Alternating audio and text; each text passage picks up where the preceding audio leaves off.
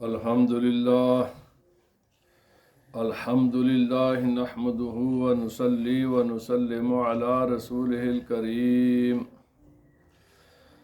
اما بعد فاعوذ باللہ من الشیطان الرجیم بسم اللہ الرحمن الرحیم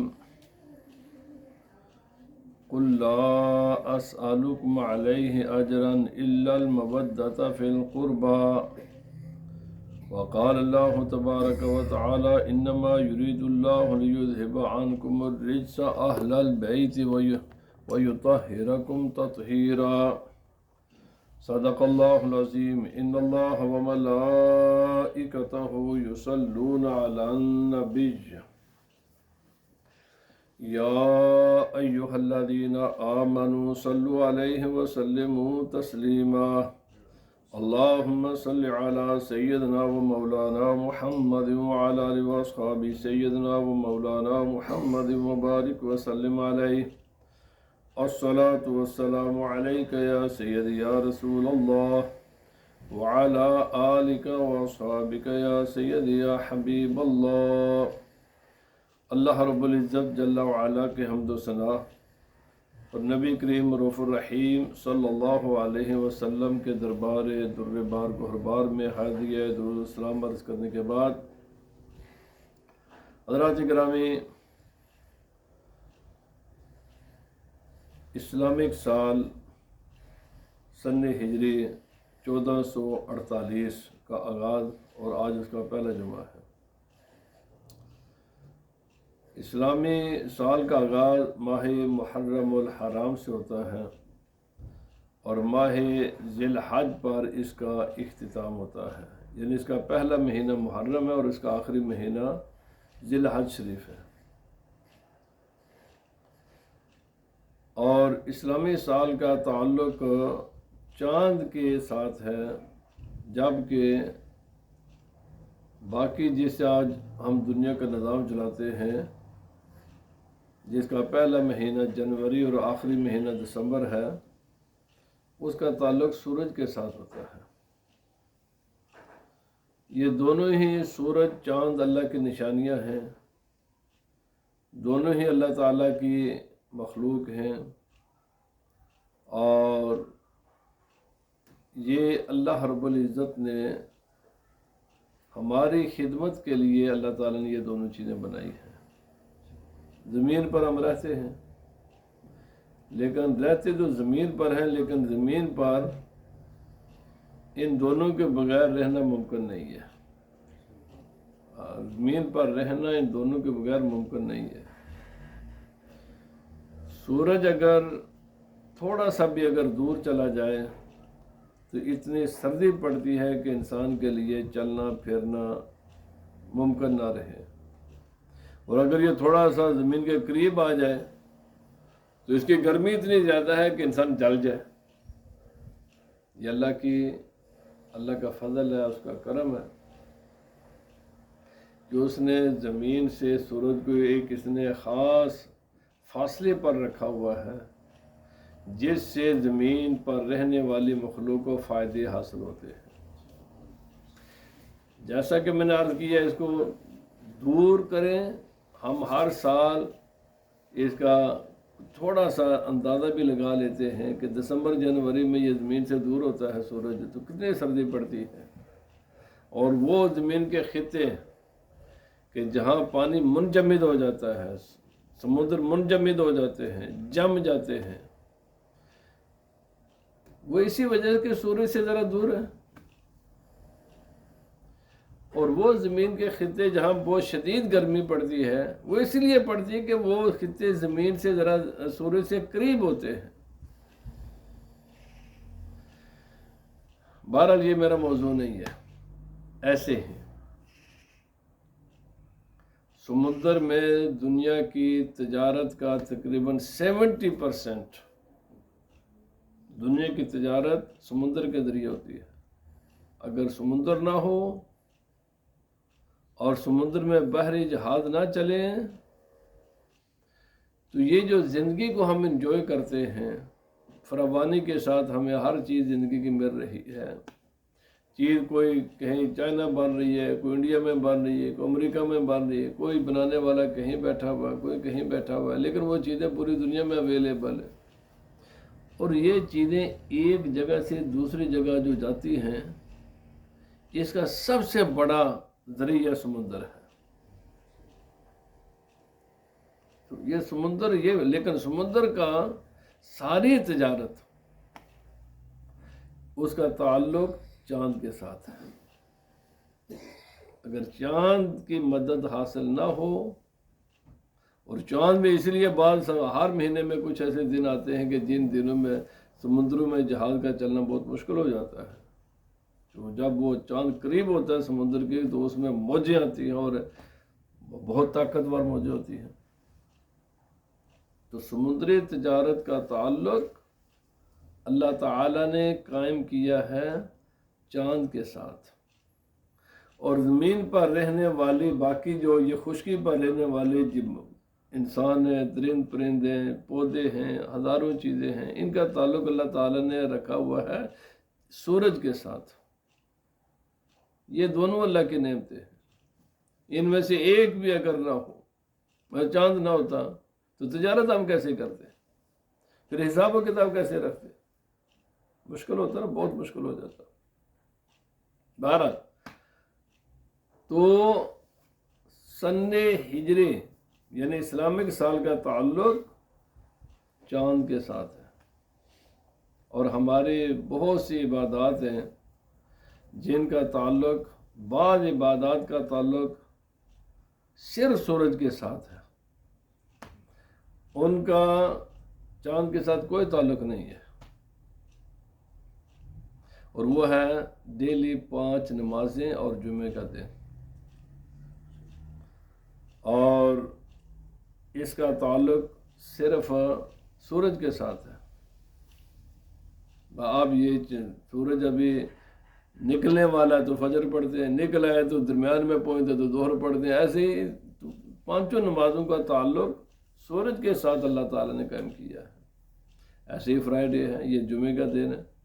آج ہم سب کے ساتھ جمعہ پڑھنے کے لیے آئے ہیں۔ بھئی یہ جمعہ کیسے ہمیں پتہ چلتا ہے یہ جمعہ ہے؟ یہ سورج کے ساتھ اس کا تعلق ہے۔ لیکن بعض عبادات ایسی ہیں کہ جن کا تعلق سورج کے ساتھ نہیں ہے، چاند کے ساتھ ہے، لیکن پورا چاند کے ساتھ بھی نہیں ہے۔ بات تو ہے کہ جس کا صرف چاند کے ساتھ ہے، وہ ہے زکوٰۃ۔ زکوٰۃ کا تعلق چاند کے ساتھ ہے۔ چاند کے حساب سے جب 1 سال پورا ہو جائے گا تو زکوٰۃ فرض ہوتی ہے۔ زکوٰۃ کی فرضیت کا تعلق اور بہت سے معاملات ہیں، طلاق ہیں، عدتیں ہیں، بہت سے دینی احکام ہیں جن کا تعلق چاند کے ساتھ ہے، ان کا تعلق سورج کے ساتھ نہیں ہے۔ صدقہ فطر ہے، اور بھی ہیں، مثلا قربانی ہے۔ تو بہرحال جو خالص ہے جس کا تعلق چاند کے ساتھ ہے، وہ زکوٰۃ ہے۔ بعض ایسی عبادات ہیں کہ ان کا چاند کے ساتھ بھی ہے اور سورج کے ساتھ بھی ہے، کمبینیشن ہے چاند کی اور سورج کی۔ مثلا حج ہے، حج یہ چاند کے ساتھ اس کا تعلق اس اعتبار سے ہے کہ یہ 9 ذی الحج کو اس کی ادائیگی ہوتی ہے۔ نہ یہ 8 کو ادا ہو سکتا ہے، نہ یہ 10 کو ہوتا ہے، حج صرف 9 کو۔ لیکن اس کا کچھ حصہ اس کا تعلق سورج کے ساتھ ہے، جیسا کہ 9 ذی الحج، 9ویں ذی الحج کی تاریخ کو زوال کے بعد اگر وقوف عرفہ ہوگا تو پھر حج ہے، اگر اسے پہلے تو اس کا تعلق سورج کے ساتھ بھی ہے۔ ایسے ہی روزہ ہے، فرض تو یہ چاند کے ساتھ ہوتا ہے، لیکن روزے کا بند ہونا اور روزے کا ختم ہونا، یعنی افطاری کا وقت جو ہوتا ہے، اس کا تعلق سورج کے ساتھ ہے۔ سحری سورج کے حساب سے ہم کہتے ہیں یہ سحری کا وقت ہے۔ سورج غروب ہو گیا ہم کہتے ہیں افطاری کا وقت ہو گیا، تو اس کا تعلق سورج کے ساتھ ہے۔ تو کچھ ایسی عبادات ہیں کہ جن کا تعلق کمبینیشن ہے سورج کے اور چاند دونوں کے۔ ایک ایسی عبادت ہے جس کا تعلق نہ سورج کے ساتھ ہے نہ چاند کے ساتھ ہے، وہ ہے کلمہ، وہ ہے ذکر، اللہ کا ذکر، کلمہ، ایمان، قرآن حکیم کی تلاوت، نفلی صدقات۔ ان کا تعلق نہ سورج کے ساتھ ہے نہ چاند کے ساتھ ہے، ان کا تعلق ٹائم کے ساتھ ہے ہی نہیں ہے۔ تو اس لیے یہ دونوں اللہ کی نعمتیں ہیں، یہ تین اللہ کی بڑی بڑی نشانیاں ہیں اور بڑی بڑی اللہ رب العزت۔ باقی بھی بہت کچھ ہے، میں یعنی جن کے ساتھ ہمارا بہت گہرا تعلق ہے میں ان کے بعد ذکر کر رہا ہوں۔ کہ سورج کے ساتھ انسان کا بہت، بلکہ صرف انسان کا نہیں، باقی اللہ کے ہر مخلوق کا جو زمین پر ہوتی ہے، ہر مخلوق کا تعلق سورج کے ساتھ ہے۔ سورج ہی کے ساتھ ان کے سارے پودے اگتے ہیں، تو سورج کی گرمی نہ ہو یہ نہیں اگ سکتے۔ ان کی بہت زیادہ گرمی پڑ جائے تو یہ خشک ہو جائیں گے، پانی فریز ہو جائے گا۔ اگر یہ مقصد یہ ہے کہ اگر یہ پانی اس پر زیادہ سردی پڑے گی تو فریز ہو جائے گا۔ ایسے ہی جانور ہیں، چرند پرندے ہیں، پانی ہے، ایسے ہی باقی اللہ کی مخلوق ہے۔ یہ زمین پر جو کچھ بھی رونقیں ہیں، اب یہی اگر زیادہ سورج پڑنے تو گرم ہو جائے، انسان پانی پینے کے قابل نہ رہے۔ وہی پانی ہم جو پیتے ہیں تو ایک خاص بیلنس کے ساتھ وہ سورج کی لائٹ اس کو متاثر کرتی ہے۔ بہت زیادہ ہو جائے تو گرم ہو جائے، انسان کے لیے پینے کے قابل ہی نہ رہے۔ یہ بہت زیادہ ٹھنڈا ہو تو یہ فریز ہو جائے، وہ ہم پی نہ سکے اس کو، وہ سخت ہو جاتا، لوہے کی طرح ہو جاتا۔ تو یہ اللہ کی بڑی بڑی نعمتوں میں سے ایک بڑی اللہ کی نعمت سورج ہے، اور اللہ تعالیٰ کی بڑی بڑی نعمتوں میں سے ایک اللہ تعالیٰ کی بڑی نعمت چاند ہے۔ لیکن چاند بذات خود روشن نہیں ہے۔ بہرحال یہ الگ موضوع ہے، جو میں کہنا چاہتا تھا وہ یہ ہے۔ اسی کے ساتھ ان دونوں کے ساتھ انسان کی زندگی کا تعلق ہے۔ زندگی کے کس چیز کا نام ہے؟ زندگی دو حرکات کے درمیان، دو حرکات ہوتی ہیں، ان کے درمیان انسان کی زندگی کا، اس کو زندگی کہتے ہیں۔ اس کا لنک آپ سورج کے ساتھ کر لیں پھر بھی ٹھیک ہے، چاند کے ساتھ کریں پھر بھی ٹھیک ہے۔ مثلا ایک انسان کی حرکت ہے جو اس کا آغاز ہوتا ہے، جہاں سے وہ شروع ہوتی ہے، اس کا دل چلنا شروع ہوتا ہے۔ ون ڈے، ایک دن تو ہوتا ہے نا، جس دن پہلے دن اس کا دل ایسے حرکت کرتا ہے، چونکہ دل کی حرکت کے ساتھ ہی پوری باڈی حرکت کرتی ہے۔ دل کی حرکت بند ہو جائے تو پوری حرکت، باڈی کی حرکت بند ہو جاتی ہے۔ اس پہلی حرکت سے لے کر اس کی آخری حرکت کے درمیان زندگی کا نام ہے۔ زندگی کس چیز کا نام ہے؟ دو حرکات کے درمیان میں زندگی ہوتی ہے، چاہے وہ جانور کی ہو، چاہے انسان بھی تو ایک جانور ہی ہے نا۔ انسان کی، ہم بھی ایک جانور ہیں، صرف ایک دا بیسٹ ڈیولپڈ اس کی شکل ہے ہم انسان، کیونکہ ہم کو اللہ نے عقل دی ہے، باقی یہ بھی۔ تو حضرات گرامی، زندگی دو حرکات کے درمیان انسان ہوتا ہے۔ ایک اس کی حرکت کا پہلی حرکت وہ زندگی کا سٹارٹ ہے، اور ایک اس کی لاسٹ حرکت جس کے بعد وہ حرکت بند ہو جاتی ہے۔ بس اس حرکت کے بند ہونے کا نام موت ہے۔ تو یہ کوئی بھی ایسی حرکت نہیں ہے انسان کی، کوئی بھی ایسی حرکت نہیں ہے کہ جو دو سے خالی ہو۔ انسان کی ہر حرکت کا تعلق دو کے ساتھ ہمیشہ رہتا ہے۔ ایک ہے ٹائم، ٹائم کا آغاز آپ سورج سے کر لیں یا چاند سے کر لیں، اس کا معنی یہ کہ چاند اور سورج کی لائف انسان سے بڑی ہے، بلکہ ہر چیز سے بڑی ہے۔ یہ ساری چیزیں بعد کی ہیں سورج اور چاند سے، یہ اللہ تعالیٰ نے پہلے بنائے ہیں، اور یہ باقی ساری مخلوق اللہ تعالیٰ نے بعد میں بنائی ہے، کیونکہ ان کے ساتھ تعلق ہے۔ یہ جو نا ہم گنتے ہیں منٹ سیکنڈ، یہ سارا یہ حرکت ہے، اور یہ ایک ایسی حرکت ہے کہ جس کو کوئی بھی کبھی بھی اسٹاپ نہیں کر سکتا۔ کوئی کائنات کی طاقت نہیں ہے جو اس کو اسٹاپ کر دے۔ یعنی حرکت جو ٹائم کی حرکت ہے یہ irreversible ہے، یہ ہمیشہ آگے جاتی ہے، یہ کبھی پیچھے نہیں آ سکتی، ٹھیک ہے؟ اسی کے ساتھ پوری کائنات کا تعلق ہے، تمام حرکتیں، درخت کی بھی ایک حرکت ہے، یہ پہلے چھوٹے سے ہوتے ایسے ہوتے تھے تو بڑے ہو جاتے، حرکت کرتے کرتے اوپر جاتا ہے نا، وہ اس کی بھی ایک حرکت ہے، اس کا بھی ایک ابتدا ہے، اس کی بھی ایک انتہا ہے۔ جانوروں کا بھی یہی حال ہے، انسان کا بھی یہی حال ہے، ہر چیز کی حرکت کی ایک ابتدا ہے، اور ہر حرکت کی ایک فائنل ہے کہ اس کے بعد وہ حرکت بند ہو جاتی ہے، اور اس حرکت کے بند ہونے ہی کا نام موت ہے، اور اس حرکت کے شروع ہونے ہی کا نام زندگی ہے۔ ان دونوں حرکتوں، وہ ایک آخری سکون ہے نا کہ ساکن ہو گیا، بس اسٹینڈ اسٹل، اب نہیں، نو اینی مور، دل بند ہو جاتا ہے، اس کا نام موت ہے۔ جب یہ چلنا شروع ہو جاتا ہے تو اس کا نام زندگی ہے۔ اب یہ جو نیا سال ہے نا جی، میں جو آپ کو عرض کرنا چاہتا ہوں، یہ ہمیں یاد دلاتا ہے،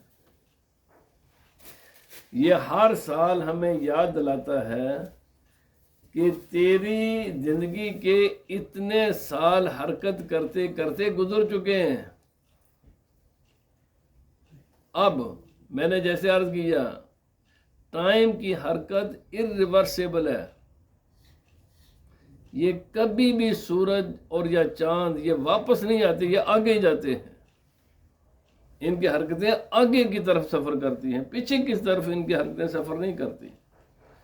اس کا معنی کیا ہے؟ اس کا معنی یہ ہے کہ ہر سال اللہ تعالی انسان کو موقع فراہم کرتا ہے کہ غور و فکر کر، سوچ، تیرے زندگی کے کتنے سال ہیں جو تو آگے کی طرف جا چکا ہے، کیونکہ آگے کی طرف بڑھ رہا ہے، اس حرکت کی طرف بڑھ رہا ہے کہ جس کے بعد حرکت نہیں ہے، جس کے بعد سکون ہے، جس کو ہم موت کہتے ہیں۔ اب ذرا غور و فکر کر، تیری زندگی کے جتنے سال یہ حرکت کرتے کرتے گزرے ہیں، وہ نیکی میں گزرے ہیں یا اللہ اور اس کے پیارے رسول کی نافرمانی میں گزرے ہیں؟ تو یہ نیا سال ہمیں یہ سب سے پہلے یاد دلاتا ہے کہ انسان تو پچھلے کا محاسبہ کر، اکاؤنٹیبلٹی اپنی آپ کی کر، سوچ، غور و فکر کر۔ ظاہر بات ہے جس کی 50 سال زندگی ہے تو 50 سال سے اس کا دل حرکت کر رہا ہے، تو کم از کم 1 سال کا تو محاسبہ کر، تو نے نیکی کی ہے، اللہ کی نافرمانی میں وہ زندگی گزاری ہے، فرما برداری میں گزاری ہے۔ اگر تو گزاری ہے خدا تعالیٰ کی فرما برداری میں تو اللہ کا شکر ادا کر کے اس نے تجھے نیکی کی توفیق عطا کی ہے، اور اگر تجھ سے ہوئی ہے اس کی نافرمانی، ابھی بھی تیرے پاس وقت ہے کہ توبہ کر کے واپس پلٹ آنے کی طرف۔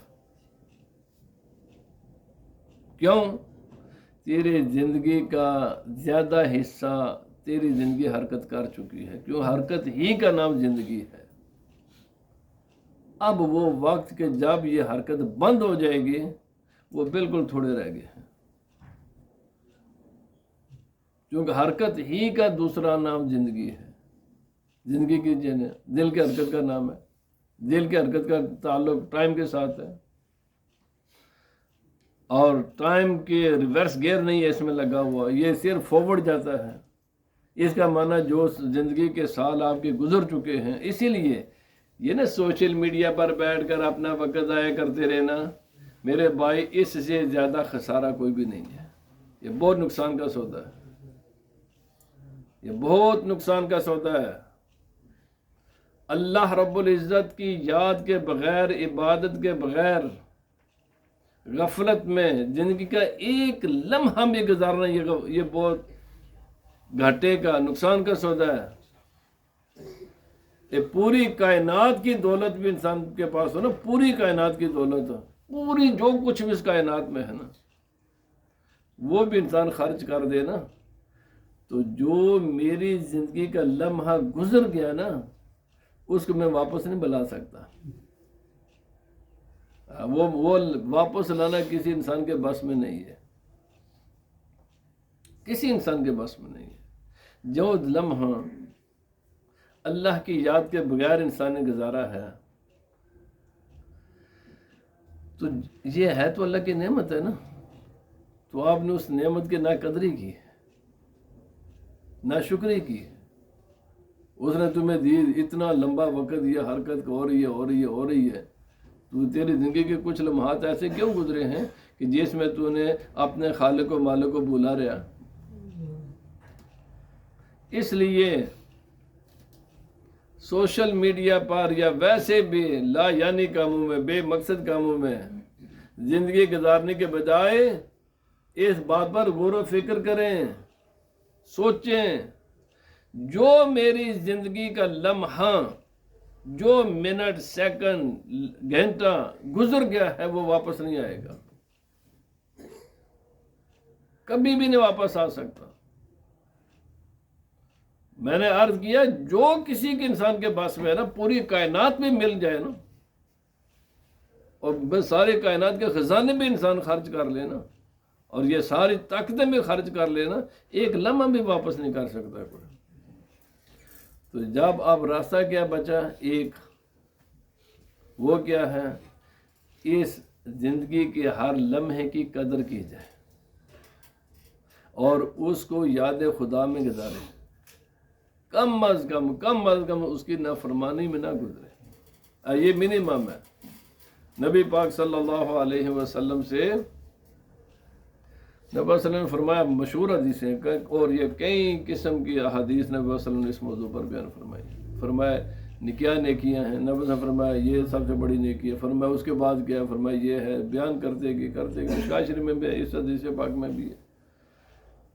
آخر میں نبی نے فرمایا، جب یہ نہ کر سکے، حج نہ کر سکے، جہاد نہ کر سکے، فلاں نہ کر سکے، تو پھر کہ نبی نے فرمایا یہ کر لو، یہ نہیں تو یہ کر لو، یہ نہیں تو یہ کر لو، یہ انسان پوچھا ان میں سے ایک بھی انسان نہیں کر سکتا، تو فرمایا پھر کیا کرے، تو نبی پاک صلی اللہ علیہ وسلم فرمایا برائی سے رک جائے۔ یہ تو کر سکتا ہے نا، ابھی نہیں کر سکتا، حج نہ کیے، اس پر فرض نہیں ہوا، جہاد نہیں کر سکا، فلاں نیکی نہیں کر سکا، لیکن برائی سے تو رک سکتا ہے نا، برائی سے تو رک سکتا ہے، روکے انسان اپنے آپ کو اسے۔ تو میں جو بات عرض کرنا چاہتا تھا، آج محرم شریف ہے، یہ ہمیں گزشتہ پر غور و فکر کرنے کا درس دیتا ہے کہ جو گزر چکا وہ لمحہ واپس نہیں آ سکتا۔ یس، اللہ رب العزت نے اپنے کرم سے، اپنے فضل سے ہمیں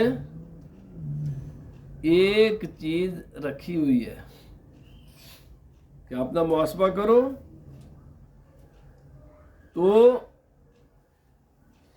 آپ اگر کہیں بھی کمی دیکھتے ہو کہ یہ میرے سے غلطی ہو گئی ہے، یہ میں نے وقت خالی گزارا ہے، تو فرمایا اس کا حل کیا ہے، توبہ کرو، توبہ کرو۔ وہ جو درمیان میں فیلنگ خالی ہے نا، بلینک ہے نا ٹائم، جس کو تم نے خدا کی نافرمانی میں گزار دیا یا غفلت میں گزارا، توبہ کرو، اب وہ بھی نیکی کا شمار ہو جائے گا۔ اس کا حل توبہ ہے، توبہ کے علاوہ اس کا کوئی حل نہیں ہے۔